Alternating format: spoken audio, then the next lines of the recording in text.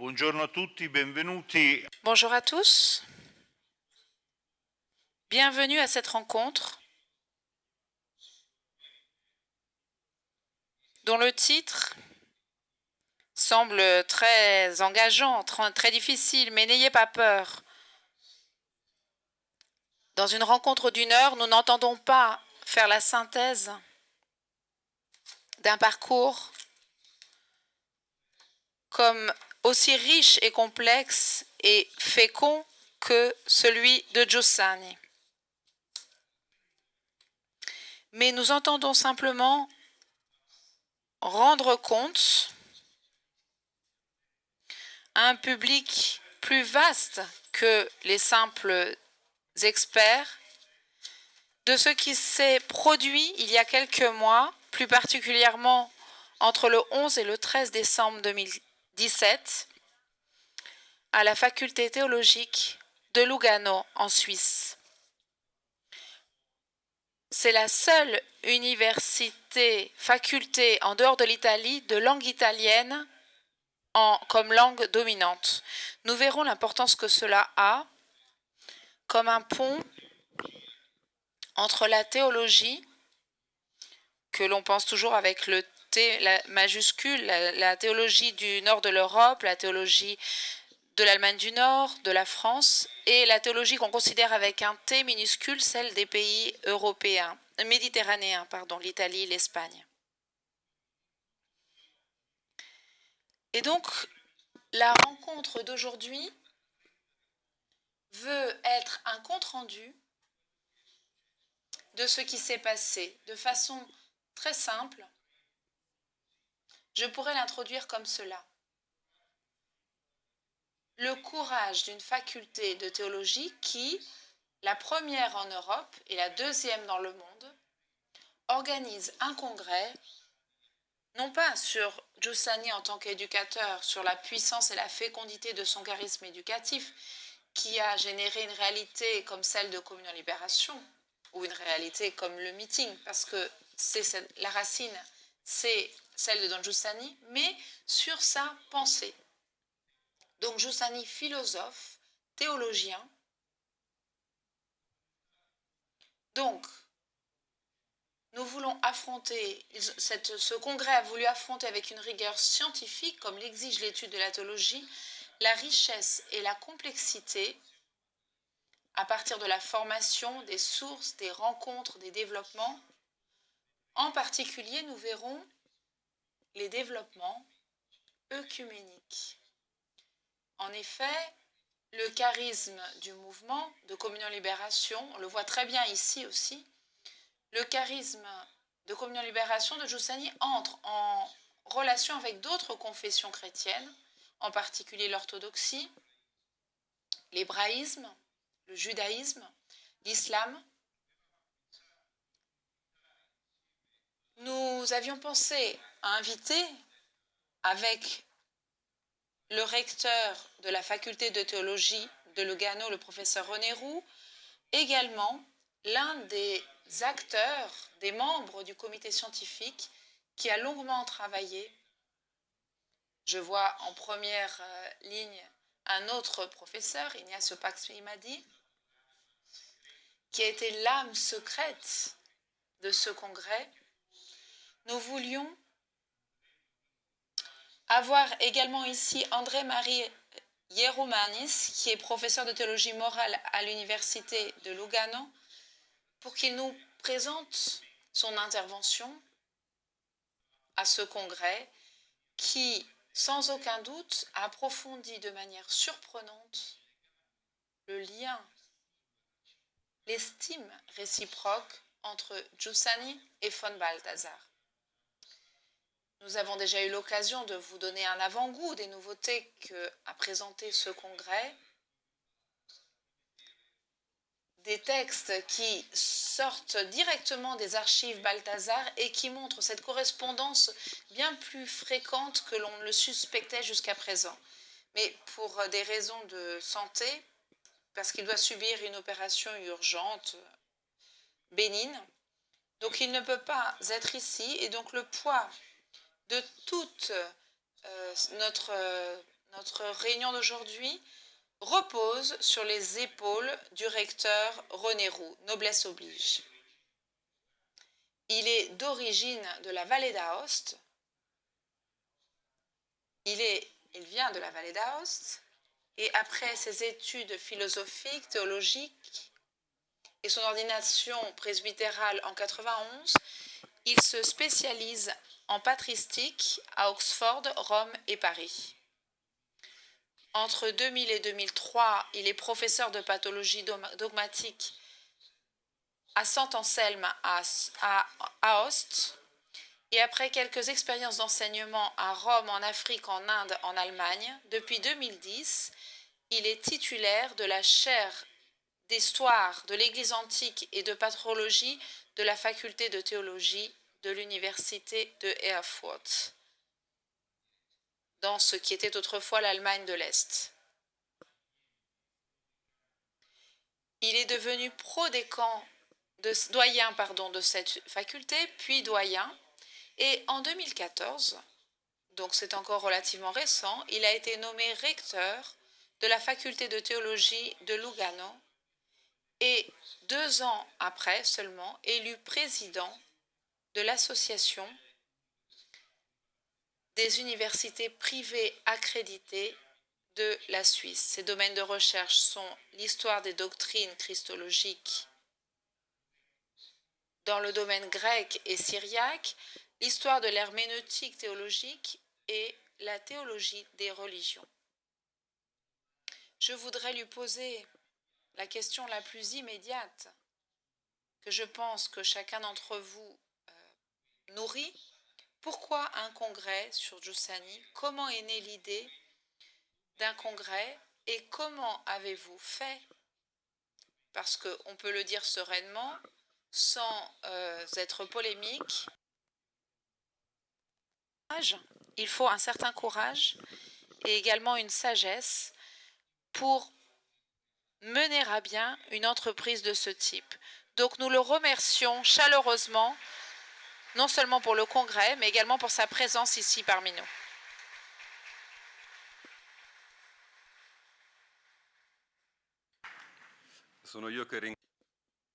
C'est moi qui vous remercie pour cette invitation qui me touche beaucoup et je saisis l'occasion pour porter les salutations de André-Marie Hieroumanis qui ne peut pas être parmi nous. Donc l'idée d'un congrès sur Giussani a 2 origines différentes, l'une plus immédiate et une plus reculée. La plus immédiate, c'était la situation à Lugano. La faculté de Lugano a été fondée par Monseigneur Eugenio Correcco, qui était très proche de Luigi Giussani, il y a environ 25 ans. Donc notre faculté, l'année dernière, fêtait le 25e anniversaire de sa naissance. Et cette université était née comme une tentative de créer une théologie qui, en étant académique, soit aussi au service de l'Église et de la société. C'était une expérience qu'avait voulu Monseigneur Correcco. Les années ont passé, les situations ont évolué et à l'occasion de ce 25e anniversaire, au début de ce nouveau siècle et millénaire, il y a une question qui se pose et qui est la suivante. Quelle théologie nous est utile pour cette nouvelle situation? Ceux qui ont fait des études théologiques avec moi à mon époque, c'est-à-dire dans la deuxième moitié des années 80, peuvent dire qu'un monde est passé depuis. On parlait à une époque de communisme, aujourd'hui on ne sait plus vraiment ce que c'est. La réalité a changé au niveau ecclésial également. Donc la faculté a pensé qu'il était nécessaire d'organiser certaines initiatives pour réfléchir à ce que peut signifier faire de la théologie et être théologien aujourd'hui, en particulier dans le contexte d'une université de théologie aujourd'hui. Donc parmi les différentes initiatives, nous avons voulu notamment nous arrêter sur certaines figures qui pouvaient être particulièrement intéressantes. C'est comme cela que dans le comité, nous avons élaboré un certain nombre de critères pour choisir ces personnalités. Donc les critères étaient simples. Le premier était celui de la culture italienne ou italophone. Comme on l'a dit, la faculté de théologie de Lugano est la seule faculté théologique en dehors du territoire de Vatican, parce que le Vatican ne compte pas vraiment comme l'Italie, c'est une autre réalité.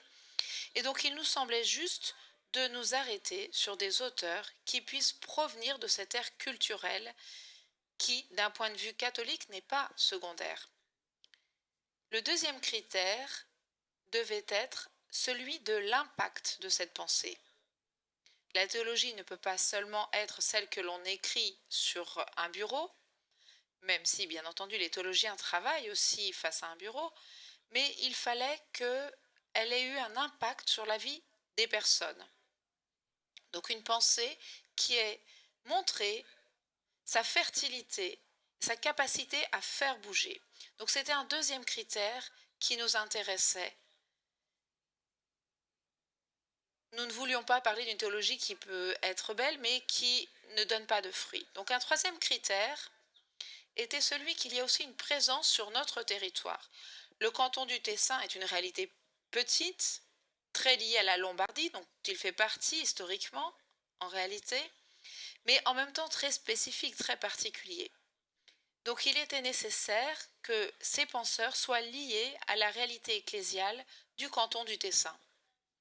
Quatrième critère, il s'agissait pour nous de faire une œuvre de caractère académique, scientifique.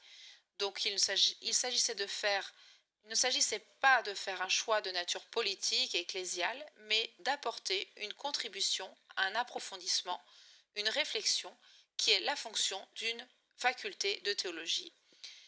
Donc les noms sont émergés de façon rapide, et le premier nom qui s'est dégagé, c'est celui de Monseigneur Giussani. Depuis 1000 ans, il a eu une très grande influence sur le catholicisme dans le Tessin, une influence directe, même si de manière indirecte, avec la faculté de théologie et Monseigneur Correcco. Et donc, il était tout à fait approprié pour être la première personnalité affrontée dans ce congrès. L'autre personnalité que nous avons choisie, pour des questions aussi d'équilibre, a été le cardinal Martini. Le cardinal Martini, dans le canton du Tessin, lui qui provenait des études les plus arides de la théologie, c'est-à-dire les aspects philologiques, et on sait bien combien il est difficile d'expliquer les instruments de théologie, d'expliquer aux étudiants qu'ils doivent étudier les langues sacrées de la Bible. Et donc, il a eu une influence lui aussi très importante sur la faculté.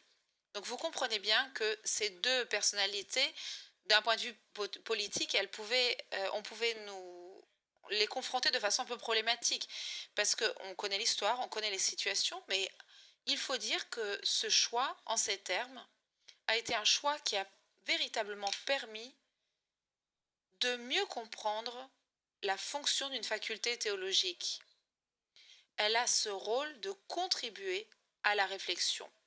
C'est avec cela que nous sommes partis sur la personnalité de Don Giussani, et vous pouvez imaginer que nous n'étions pas liés seulement à une fraction d'Église, mais cela a été accueilli, reçu pour ce qu'il devait être. Donc nous avons élaboré un comité scientifique qui a choisi les thèmes, élaboré l'ensemble de ce que nous allions aborder, et c'est ainsi que nous avons pu partir avec cette rencontre qui s'est déroulée en décembre de l'année dernière. Nous parlerons par la suite de certains aspects de ce congrès et de comment il a été reçu à l'intérieur de notre faculté, de notre réalité. Voilà, si l'on veut, c'est la raison initiale.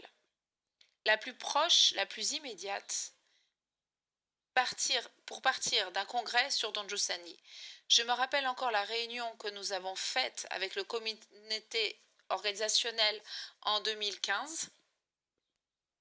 Au moment où nous avons décidé de faire un congrès sur Giussani pour le 25e anniversaire, et j'avais un collègue, membre de Communion Libération, qui m'a dit « Mais tu es fou, on ne va pas faire ça, on va avoir des problèmes. » Mais moi, j'arrive d'Allemagne, j'arrive en Suisse, originaire de la vallée d'Aoste. Il me semblait intéressant de faire des choses aussi un peu folles de temps en temps. Il faut avoir un peu de courage pour ouvrir des voies. nous nous rendons compte aussi que dans d'autres contextes, cela pourrait être difficile d'affronter ces thématiques. Mais du point de vue suisse, il y avait aussi ce minimum de distance qui pouvait nous permettre d'être davantage sereins et équilibrés en parlant de ce sujet. En réalité, il y a un deuxième aspect qui a une origine un peu plus reculée de ce congrès, qui est plus lié à ma personne. Et je me permets ici de raconter ce fait. Dans les années où j'ai travaillé en Allemagne, j'ai parlé avec des amis, y compris dans des facultés théologiques, et j'ai eu un peu l'étrange impression que dans certains milieux, avec qui peuvent être des lieux essentiels pour certains collègues, dans leurs réflexions, il y avait des formes un peu étroites, des manières de penser, des conceptions dérivées de la culture dominante, d'une forme de pensée kantienne, un peu superficielle, exagérée, si bien que certaines choses ne peuvent pas se dire, ne peuvent pas se penser. Kant a expliqué que la métaphysique ne peut pas se faire scientifiquement, et depuis, beaucoup d'autres le répètent, le disent. Et donc le théologien catholique aussi, qui veut être en contact avec ce monde, a du mal à utiliser des conceptions métaphysiques, qui, malheureusement, se trouvent dans nos formules de foi, dans notre credo. Donc, ce n'est pas seulement une limite, une étroitesse de pensée, mais aussi une crainte pastorale. Si je fais une théologie de ce type, je ne peux plus parler avec le monde. Alors, il me semblait à moi que cette manière de raisonner n'était pas utile et qu'elle était même assez réductive par rapport à la liberté de la pensée, à l'originalité, à la créativité. Elle consistait à réduire certains aspects fondamentaux de l'expérience chrétienne. Au nom de quoi? De la crainte de ne pas être compris? Mais est-ce que c'est une crainte fondée? Ou bien est-ce que ce sont nous qui n'avons pas le courage de poser certaines questions à ceux qui ont élaboré le concept de rationalité d'une manière qui semble a priori incompatible avec l'expérience de la foi chrétienne? Ensuite, bien entendu, on réfléchit, parce que je ne pense pas être plus intelligent d'eux ou que eux soient plus mauvais que moi. Et donc, je me demandais d'où me venait cette étrange disponibilité à me poser plus de questions, à réfléchir davantage, à me remettre aussi en question, à remettre en question différentes formes de la pensée dominante. Et je me suis rendu compte que cela dérivait en moi de certaines lectures que j'avais faites à l'époque du lycée, un livre comme Traces d'expérience chrétienne de Giussani. J'avais à l'époque fréquenté l'école de communauté pendant quelques années lorsque j'étais au lycée en Vallée d'Aoste. Et donc j'avais envie de dire à mes collègues de l'autre côté des Alpes, essayez donc de lire ce texte. Essayez d'entrer dans une autre forme de pensée pour vous enrichir. Il y a des penseurs dans l'ère germanique qui sont dans cette optique. Ratzinger, pour en citer un, Balthazar et bien d'autres. Mais comme vous le savez, dans le monde académique, on travaille aussi en suivant des modes, des traditions, des majorités. Ce n'est pas toujours la pensée pure qui domine, mais aussi d'autres aspects. Il était donc nécessaire de faire quelque chose qui attire l'attention. Moi, à cette époque-là, je m'occupais de l'histoire de l'Église antique, et donc institutionnellement, j'étais impliquée dans une toute autre ère de questions. Donc, en ayant en moi ce type de souvenir, lorsque à Lugano s'est posée cette proposition d'affronter la théologie de Giussani, cela m'a semblé quelque chose de providentiel. Et donc je l'ai soutenu de toutes les manières possibles et imaginables.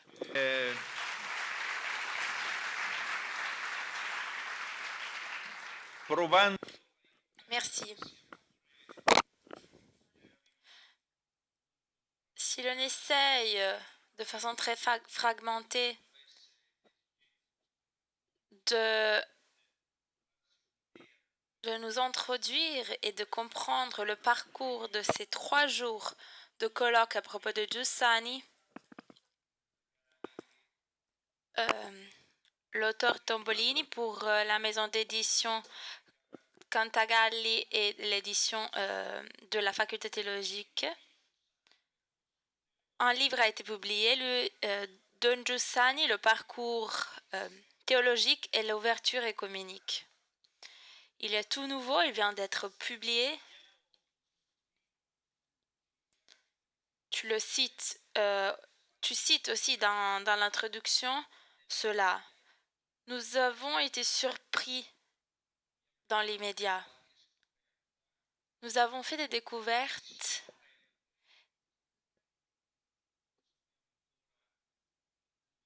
et nous ne savons pas ce que cela donnera dans l'avenir parce que des nouvelles pistes de recherche se sont ouvertes.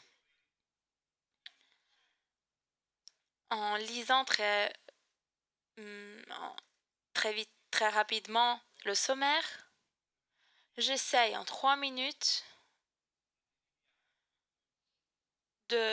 d'illustrer le parcours du colloque dans ces 3 jours. Tout d'abord, le contexte historique avec une relation de la professeure Marta Bocci sur Don Giussani dans le catholicisme ambrosien. Ensuite, pour passer au contenu plus strict, l'anthropologie théologique et la vision de l'homme, j'étais présent avec le professeur Prato et Marco Lamanna. Giussani qui répond au défi de Kant. Il y a aussi eu de belles surprises pendant le colloque. Une autre intervention a concerné les sources de Don Giussani. Massimo Borghesi a illustré la relation entre Giussani et Reinhold Niebuhr, qui était le sujet de sa thèse de doctorat. Dans les limites qu'il y avait à cause du processus de béatification qui impose la fermeture des archives, le professeur Grassi nous a illustré des fiches écrites en anglais sur Don Giussani à propos de John Henry Newman.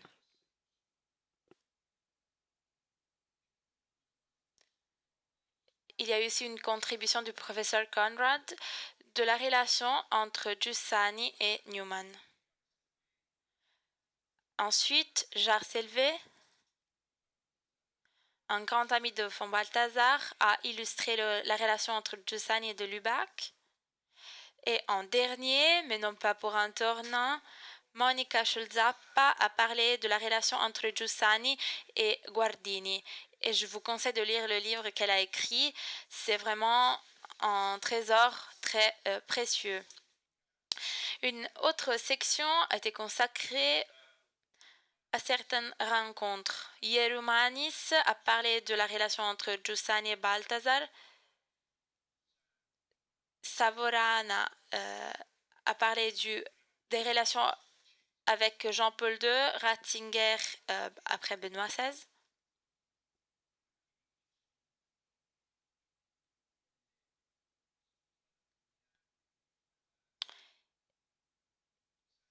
Et ces rencontres ont mis en évidence des épisodes très intéressants,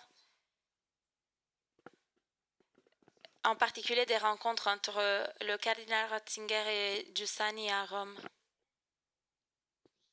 Ensuite, la relation entre Giussani et Correcco. Ensuite, la section la plus surprenante est consacrée à l'œcuménisme de Don Giussani, avec une mention du traducteur arabe de Giussani, Solly Makul, sur la relation avec l'islam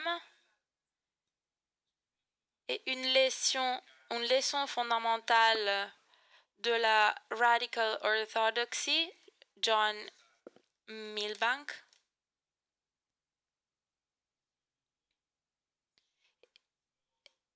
Et ensuite, une intervention du philosophe Alexander Filonenko de l'université de Kharkov en Ukraine qui démontre comment un orthodoxe peut commencer à suivre le charisme de Don Giussani tout en restant orthodoxe.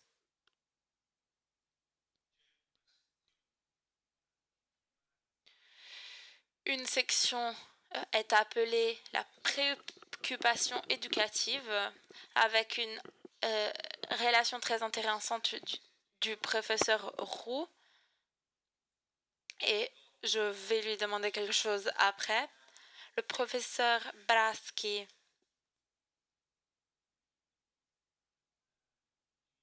à partir du livre de Don Giussani, Une liturgie vécue, a parlé de l'importance et un regard nouveau, c'est-à-dire traditionnel, de la dimension liturgique dans la vie chrétienne.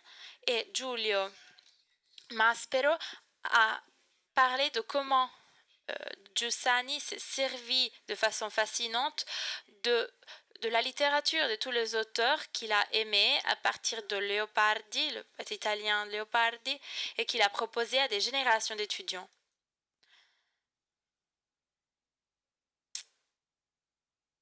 Finalement, il y a une section courte mais utile pour comprendre la vastité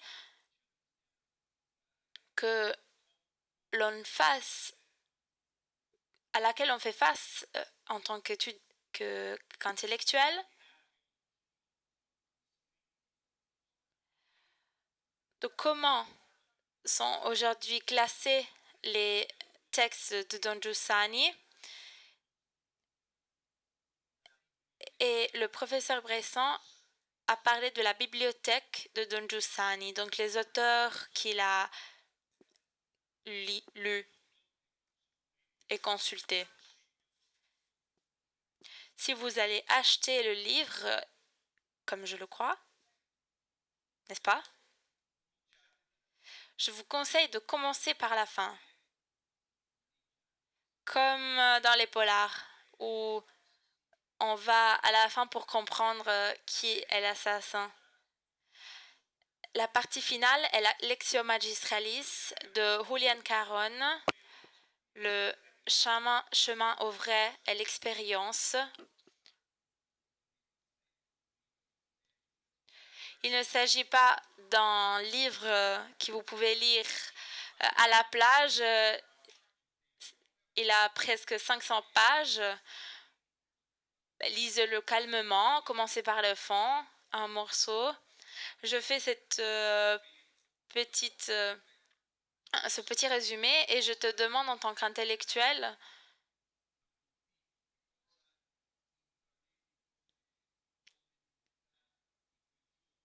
quelle nouveauté tu identifies dans les colloques sur Giussani et qu'est-ce que tu as touché que tu n'avais pas imaginé avant.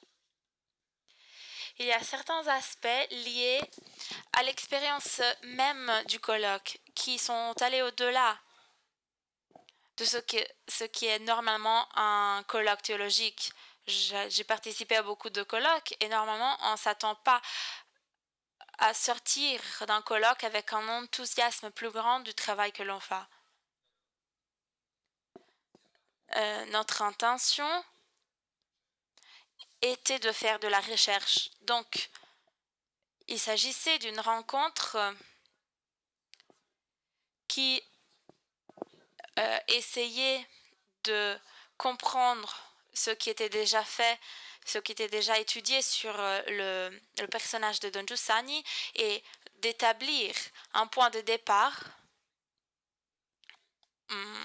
qu'on voudrait un point de départ forcé pour tout le monde pour comprendre Don Giussani.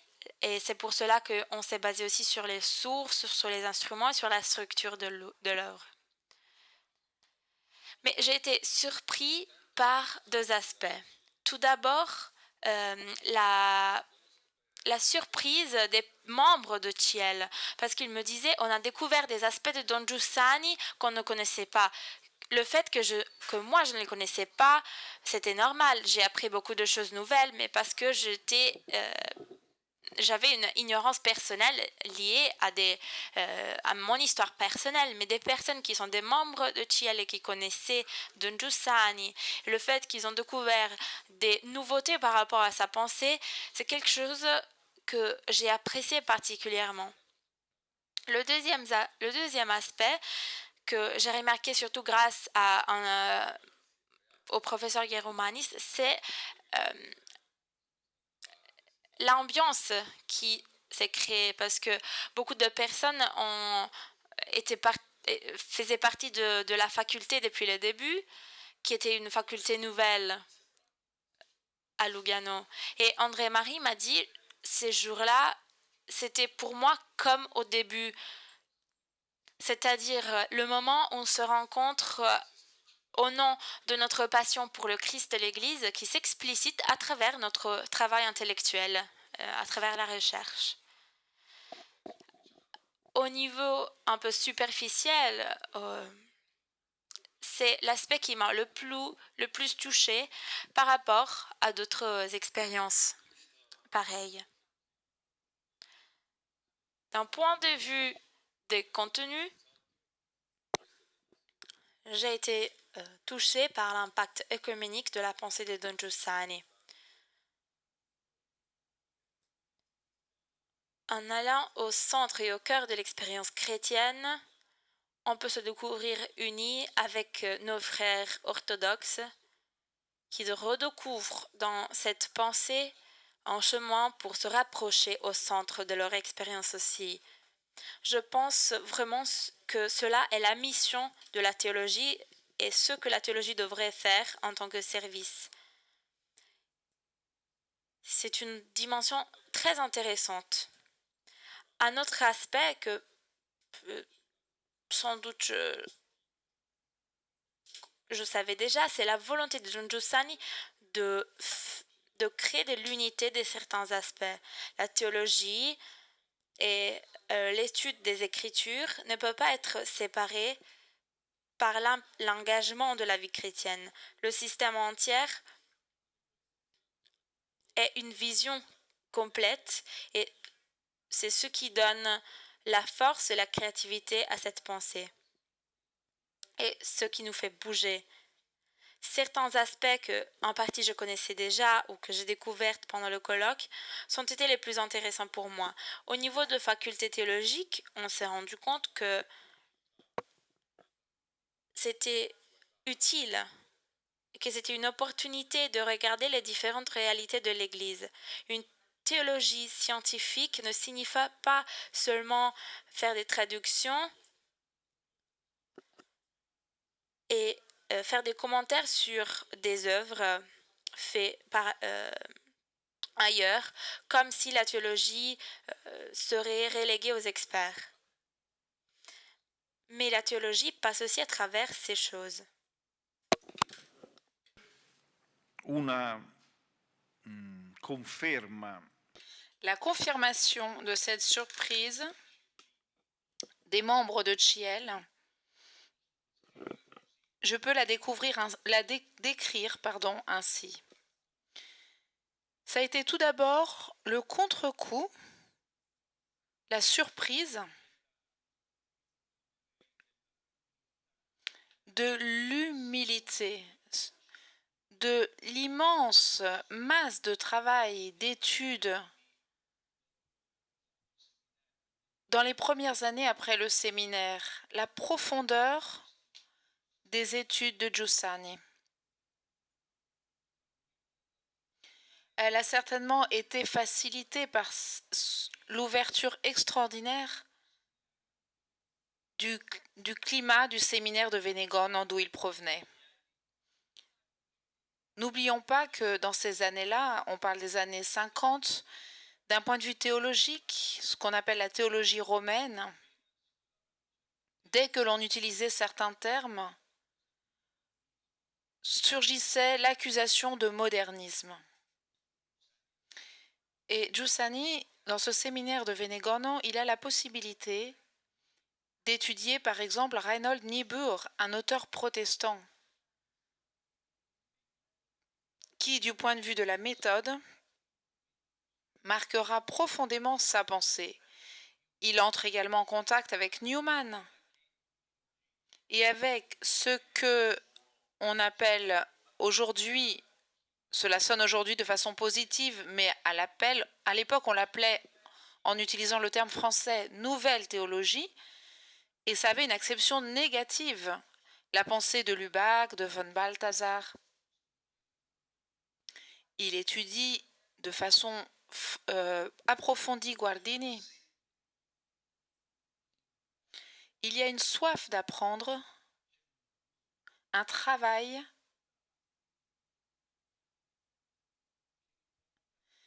qui le conduise, et c'est un autre aspect extraordinaire. Je pense à un séminariste qui va écouter les disques de son professeur pour apprendre le russe. Le professeur dont je parle, c'était cette personnalité extraordinaire de Monseigneur Galbiati. Et Don Giussani allait apprendre le russe grâce aux enregistrements de ce professeur.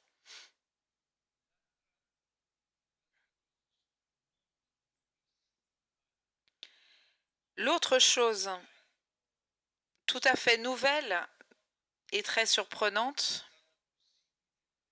c'est de voir comment il a été possible dans le formalisme néoscolastique de la théologie, qui était d'un côté très rigide, et en même temps on commençait à voir apparaître des brèches qui allaient s'élargir dans la période post-conciliaire.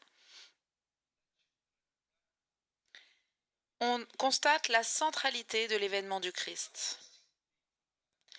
Le mot qui résume le mieux et que personne n'avait encore jamais utilisé et qui est devenu familière est le Christ comme présence. Hier, le cardinal Scola nous a mis en évidence avec des accents très personnels et émouvants ce qu'a pu signifier dans sa vie et ce que signifie dans la vie de beaucoup d'entre nous, de chacun de ceux qui est ici, ce que cela peut signifier d'entendre parler du Christ présent.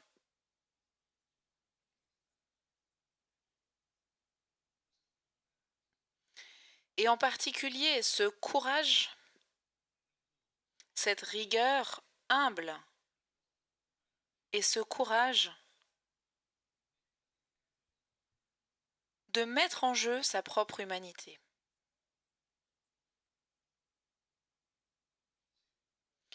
Je suis toujours frappée en voyant dans la préface de « À l'origine de la prétention chrétienne », Don Giussani dit « Nous ne découvrirons pas le Christ si nous ne partons pas de la question « Qui suis-je vraiment ?» Aujourd'hui, nous utilisons avec une certaine nonchalance et même parfois superficiellement des expressions telles que « expérience »,« rencontre ». Mais tout cela, pour tout cela, je crois qu'il y a une expression efficace qui a été utilisée par le cardinal Scola. À un moment donné, dans la confrontation avec des circonstances que l'on peut résumer dans la perception que si le Christ est un personnage du passé, un grand maître de morale, un maître de doctrine, et non une réalité contemporaine, le christianisme peut être tout au plus un souvenir dévot, un souvenir pieux, et non quelque chose qui change la vie en la rendant plus fascinante et savoureuse. Je me suis rendu compte, maintenant tout le monde la cite, il manque de peu qu'on le trouve sur les paquets de chips de l'aumônerie, cette phrase qui inaugure, qui ouvre l'encyclique Deus Caritas Est, c'est-à-dire que le christianisme n'est pas avant tout une doctrine, pas avant tout une morale, mais l'événement de la rencontre avec une personne qui donne à la vie une nouvelle orientation. Mais parler, il y a 50 ans de rencontres, d'expériences, d'événements. J'ai été très frappée par l'observation faite par Julian Caron. En rentrant d'une tournée aux États-Unis, il disait parler de christianisme comme événement, c'est comme si on ne se comprenait pas encore, comme si ces catégories nous étaient encore étrangères. Si ce n'est pas une réalité contemporaine, il est inévitable que le christianisme soit réduit à des doctrines et des morales.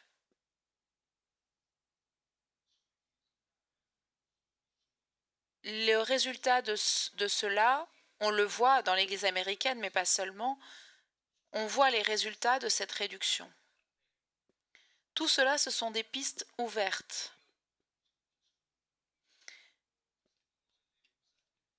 Je comprends que chacun d'entre nous utilise ces choses pour vivre. Cette fameuse phrase que l'on nous rappelle souvent, le problème n'est pas de savoir qui a raison, mais comment faire pour vivre.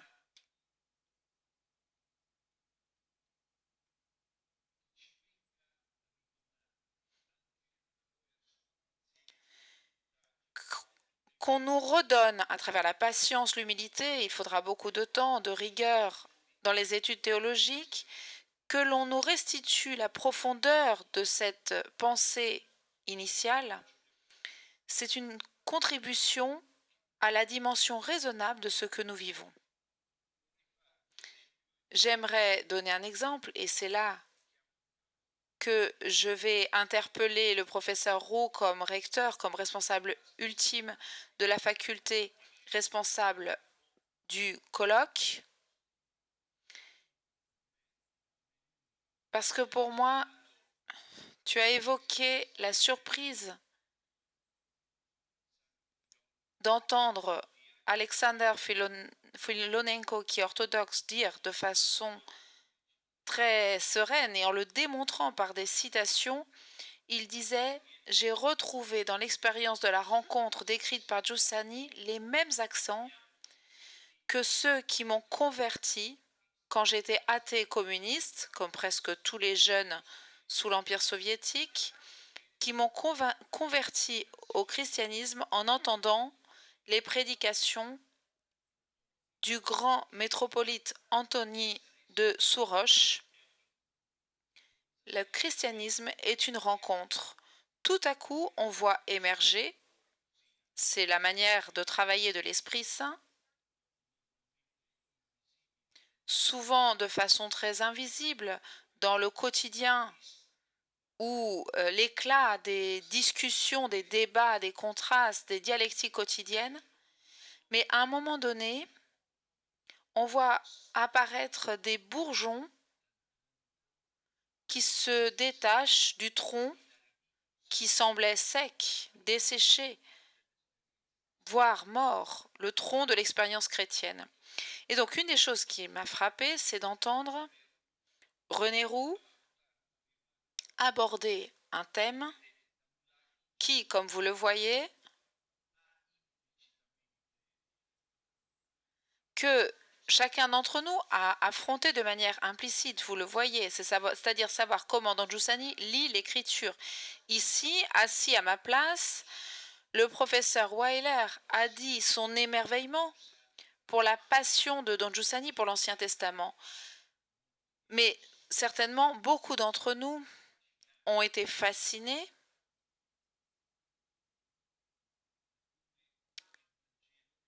par la manière dont l'Évangile prend vie dans la lecture, la communication, l'identification de Don Giussani avec les textes. Mais entendre de la bouche d'un expert qui lit la manière d'affronter et de vivre la page du Nouveau Testament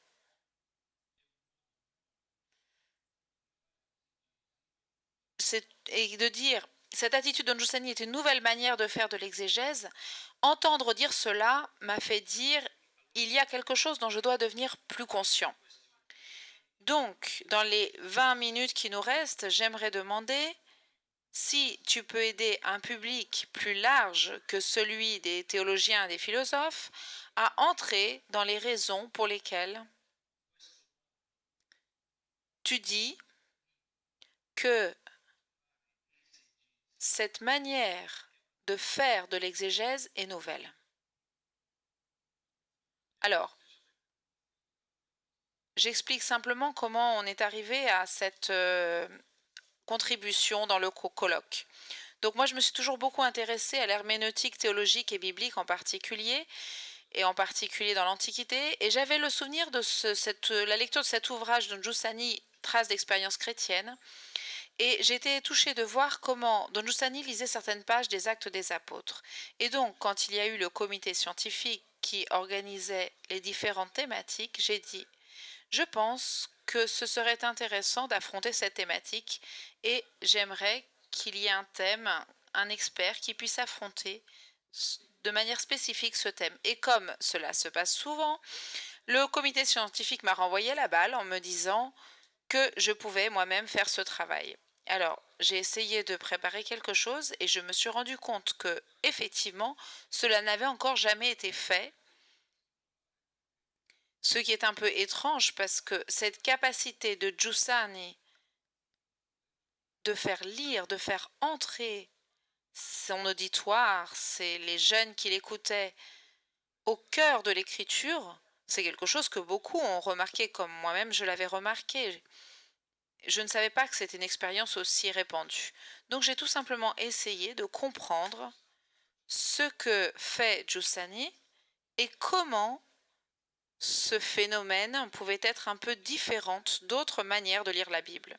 Et donc, j'ai essayé de tenter moi-même de comprendre ce qu'il faisait, et pour cela, j'ai essayé de voir quelle était la situation dans ces années 50, au moment où lui a commencé ses catéchèses, ses réflexions sur l'écriture.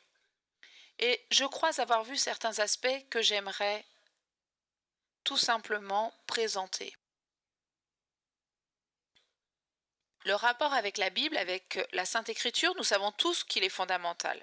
Et notamment à partir du Concile, je crois que c'est quelque chose qui se diffuse de plus en plus. Ça a été le grand engagement de l'Église, notamment en Italie. Comme si, avant le Concile, on ne lisait pas la Bible, on la gardait au secret, et maintenant on la lit enfin en italien pour qu'on puisse tous la comprendre. Ce grand enthousiasme pour l'écriture est justifié, mais il tente à mettre au second plan un aspect qui est pourtant très important, à savoir que les écritures ne sont pas simples à comprendre.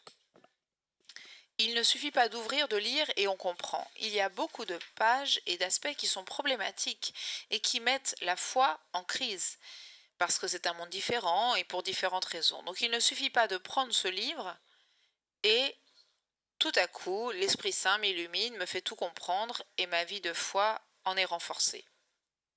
C'est quelque chose d'assez complexe. Et donc, à cette époque-là, l'Église, au niveau général, l'Église protestante, mais je pense aussi l'Église catholique, au contact avec les Écritures, s'est trouvée à traverser l'une des crises les plus profondes de l'histoire. La première crise du rapport avec les Écritures arrive dans les premiers siècles du christianisme. Beaucoup de chrétiens des premiers siècles n'acceptaient pas l'Ancien Testament parce qu'il était trop éloigné de leur image du Christ. Un grand travail des pères de l'Église a été de créer une herméneutique chrétienne de toutes les Écritures, en permettant à ce livre, l'Ancien Testament, de s'exprimer pour ce qu'il était, c'est-à-dire l'un des témoignages principaux de la parole de Dieu. Ensuite, il est clair que lorsqu'on le reprend en main, il y a des difficultés. Et ces difficultés ont été causées avant tout par la grande augmentation de l'exégèse historico-critique. L'intérêt pour la Bible est grand et on utilise tous les instruments qui existent pour la comprendre toujours plus. Mais une certaine forme d'exégèse critique historique a dans ses préalables que l'on ne croit pas en l'existence de Dieu et à la possibilité de la révélation, vous comprenez bien que dans ce cas, ce n'est pas la meilleure manière de tenter de comprendre un texte que, personnellement, je lis par ma foi. Donc ça a été un problème réel et il est encore très fort dans toute une partie de l'Église protestante et pour lesquels la référence au texte écrit est fondamentale, mais il y a même tout un courant qui cherche à remettre en doute la structure même du texte, si bien que l'on émiette la base de la foi. Et pour être sincère, mis à part quelques fondamentalistes protestants qui ont une lecture littérale du texte et qui continuent à prospérer, toutes les autres églises qui sont dans le courant plus dominant de l'Église connaissent un exode de fidèles, un effondrement, il ne faut pas l'oublier cela. Et je pense que l'une des causes est ce rapport avec le texte, avec les Écritures. L'Église catholique a rencontré ces difficultés. Il y avait un rapport de type catéchétique, on lisait des passages, mais comment peut-on aborder un texte? Comment peut-on lire l'évangile de Saint Jean si on ne m'explique pas, si on m'explique que en fait c'est pas Saint Jean qui a écrit cet évangile, que c'est le fruit d'une communauté, que des passages ont été réunis alors par un copiste sans savoir d'où ils venaient, et ça ce serait la base de ma foi? Vous comprenez bien que quand Giussani, dans les années 50, au lycée, essayait d'introduire ces jeunes, qui à l'époque étaient l'élite intellectuelle du pays, le lycée de Mas, je crois que c'est arrivé quelques années plus tard, qu'est-ce qu'il pouvait faire? Soit il se contentait de reparcourir les voies du catéchisme traditionnel où l'on lisait le catéchisme et on prenait quelques passages de la Bible à titre d'exemple, mais d'un point de vue intellectuel, cette démarche n'était plus adaptée. Elle ne pouvait plus être adaptée au type de public de l'époque. Ou bien, il les mettait en contact avec les résultats de l'exégèse historico-critique, mais c'était des résultats encore peu mûrs, insuffisants, avec le risque de susciter des crises de la foi. Nous avons eu des professeurs de Sainte Écriture, des dominicains, des jésuites, qui, à travers ces études, sont devenus athées. Peut-être parce que leur méthode historico-critique n'était pas suffisamment critique. Ils sont partis en tant que théologiens, ils ont été éblouis par ce qu'ils croyaient être la science, tandis que moi je suis parti comme historien et donc je connais mieux les limites de cette approche. Mais ceux qui sont partis avant, il y a 100 ans, ont cru trouver la vérité qu'ils cherchaient. Donc je crois que Don Giussani parcourt une autre voie. Pour cela, il relève la consigne donnée par l'archevêque Montini, qui avait recueilli le concept de sens religieux en le dépouillant des problématiques modernes, et il commence à donner, le cardinal Montini, cette orientation. Il conseille de mettre en relief le sens religieux de l'homme, qu'il faut éduquer. Il est présent chez chacun, mais il n'est pas toujours éduqué convenablement. Il peut parfois y avoir des réponses déformées, et l'on voit encore aujourd'hui que certains assassinent le sens religieux. Ceux qui deviennent assassins, c'est un sens religieux qui est totalement déformé. Donc Montaigne disait il ne faut pas partir dans cette direction. Et il disait les Écritures mettent en exergue cette dimension du sens religieux. Donc il me semble que Giussani se laisse inspirer par cette ligne et la met en pratique. Alors, dans sa manière d'accéder aux Écritures, je crois qu'il arrive à dépasser ces problématiques liées à la conception historico-critique. Parce que ce qu'il cherche, ce n'est pas tellement l'origine littéraire, la dimension de correspondance précise, ce qu'on peut aujourd'hui historiquement confirmer ou prouver avec d'autres sources, mais c'est le témoignage de cette expérience humaine qu'a été la rencontre avec la parole de Dieu, la rencontre avec le Christ. Et si on la lit avec cette perspective, elle maintient sa véridicité historique. Et c'est cette attention à l'expérience des personnes impliquées dans cette rencontre permet, à mes yeux, une attitude herméneutique correcte. Alors si je vous raconte une rencontre qui a eu lieu hier soir avec des amis, et que d'autres amis racontent la même rencontre, notre manière de la rapporter ne va pas être 100% identique, parce que chacun a été touché par quelque chose de différent. Mais la vérité de cette rencontre reste, et c'est cela qui compte. Alors, si je lis de cette manière les récits des autres, du Nouveau Testament, ou certains passages de l'Écriture en cherchant cette dimension, j'arrive à saisir la partie la plus centrale, par exemple dans les Actes des Apôtres. Les différences ne disparaissent pas, mais elles ne sont plus significatives. Quand je lis l'évangile de Jean, la première rencontre est à 4 heures de l'après-midi. Ce n'est pas si indispensable de savoir si ce détail de 4 heures de l'après-midi est cité par Saint Jean ou par quelqu'un qui l'a entendu dire par Saint Jean. Mais le fait qu'il y ait ce détail fait comprendre combien cette rencontre a été fondamentale. Alors, cette dimension devient une voie qui nous permet de voir les Écritures pour ce qu'elles veulent véritablement être. E naturalmente la verificabilità di quello che si... Un autre aspect très intéressant nous offre une perspective différente de la rencontre avec le Christ. Quand je lis de la rencontre du Christ, ça ne m'intéresse pas de savoir si c'est produit il y a 2000 ans mais s'il est vrai, s'il est possible aujourd'hui. Si c'est vrai que Jean, Matthieu ont rencontré le Christ, ce n'est pas vrai si ils l'ont rencontré de façon historique, mais s'ils ont rencontré le Fils du Christ. Et si c'est possible aujourd'hui. Donc voilà, vous comprenez l'importance aussi de l'interprétation du rôle de l'autorité, le rôle de Pierre. Donc je comprends l'authenticité de l'expérience de premiers disciples, des prophètes, des personnages de l'Ancien Testament, parce que je la redécouvre vraie pour moi aujourd'hui. Et pour moi, aujourd'hui, c'est possible de vivre cette expérience dans cette communauté qui est née.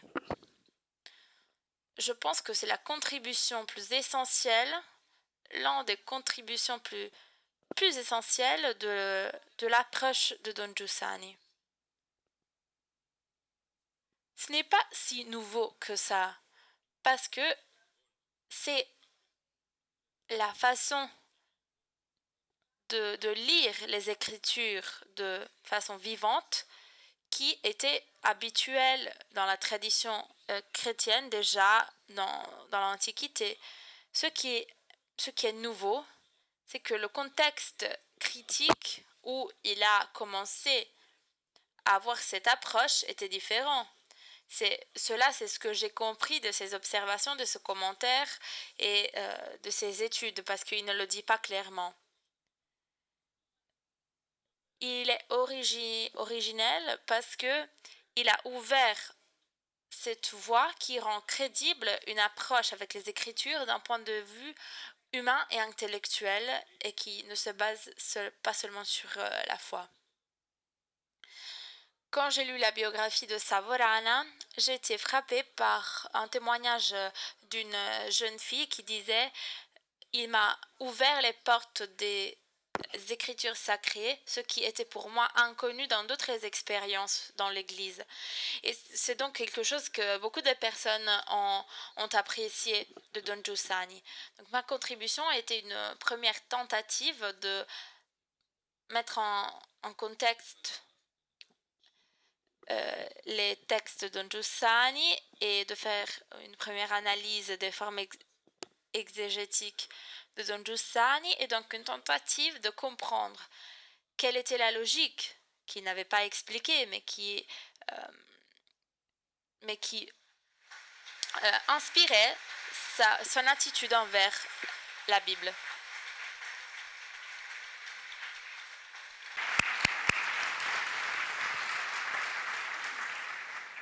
spero che abbiate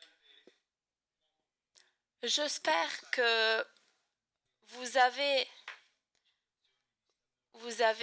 compris comme un avant-goût, et je le dis parce que c'est presque l'heure du déjeuner. J'espère que vous avez compris un peu le type de travail qu'il y a eu. Je veux reprendre les dernières paroles du professeur Roux. L'attitude de lecture de Don Giussani n'était pas tout à fait nouveau. Parce que dans les premiers siècles de l'histoire chrétienne, on regardait les Écritures comme une réalité vivante, comme une histoire vivante, une histoire en cours.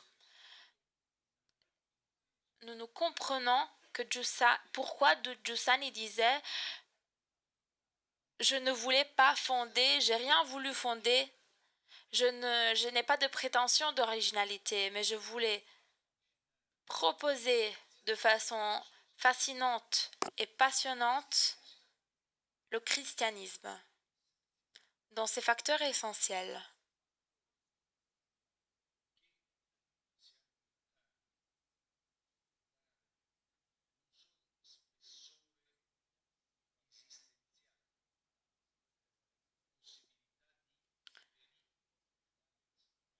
C'est une possibilité de vérifier dans la vie, dans l'appartenance quotidienne à l'Église, à l'intérieur du mouvement, mais c'est surtout le fait qu'on puisse se rendre compte que Don Giussani, sans rien vouloir fonder de nouveau, il a pu proposer quelque chose d'originel et de créatif, c'est-à-dire le fait que le début était à nouveau possible est la contribution la plus extraordinaire qu'il a offert. Je vous conseille de lire les actes du colloque.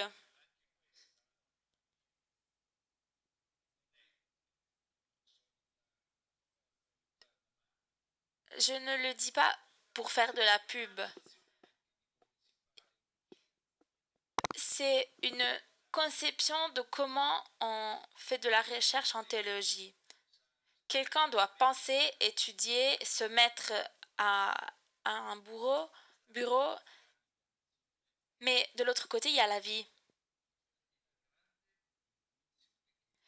C'est l'intuition que le séminaire de Venegono avait et qui a été reprise par la faculté de Lugano. Il n'y a pas une expression critique qui peut mettre de côté la vie qu'il a engendrée. Peut-être quelqu'un d'entre vous, en lisant ces actes, pourrait se poser des questions, pourrait vouloir de précision, et dans un dialogue dans des dialogues, des nouvelles perspectives pourraient s'ouvrir. Donc, on remercie beaucoup René Roux.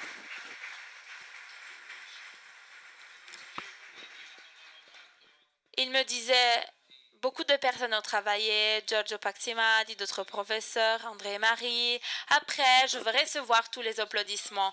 Donc, dans cet applaudissement, nous remercions toute la faculté et en particulier ceux qui ont consacré beaucoup de leur temps et de leur énergie pour ce colloque.